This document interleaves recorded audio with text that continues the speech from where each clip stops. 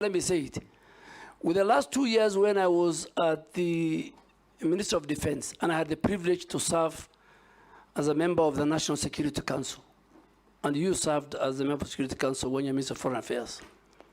If today I've asked between Al-Shabaab and corruption, which is a threat to the national security of Kenya, without fear of contradiction, I say corruption is more of a threat to our security and our existence than Al-Shabaab, because Al-Shabaab, you can identify, you know their location, you know their capability, but corruption is the one that is killing our country. So, as I go to environment, from NEMA to forestry, at least, if you are hearing me and you sit here or you are somewhere and you have allocated yourself illegally some forest land, be warned if this committee approves me.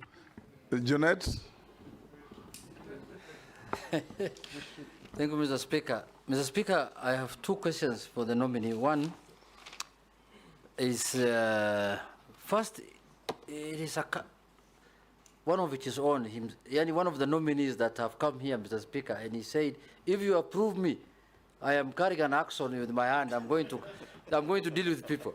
This is very good because many people fear to give their position. But having said that, Mr. Speaker, what do you think? One issue. What does he think is one issue, environmental issue of high consequence that the country should focus on? That you think, as a country, we should focus on this one environmental issue. Secondly, the government pronounced and said that they want to plant 15 billion trees by 2032. Is that achievable in your view? What do you think? What will be the criteria of achieving that? And lastly, you see, Mr. Speaker, we are now in a public forum. The public is listening to us.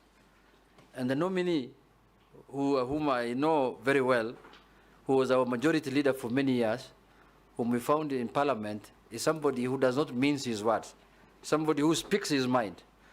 He said that there are people who have grabbed land, especially the Lua forest, and they are public people. There are some of them in high government offices and others even in Parliament. Could he share with us who those people could be, so that we also know that maybe where we are sleeping is maybe not a forest? Maybe some of us are living inside a forest, Mr. Speaker, so we can start packing before he's approved. Mr. Speaker, Honorable Junet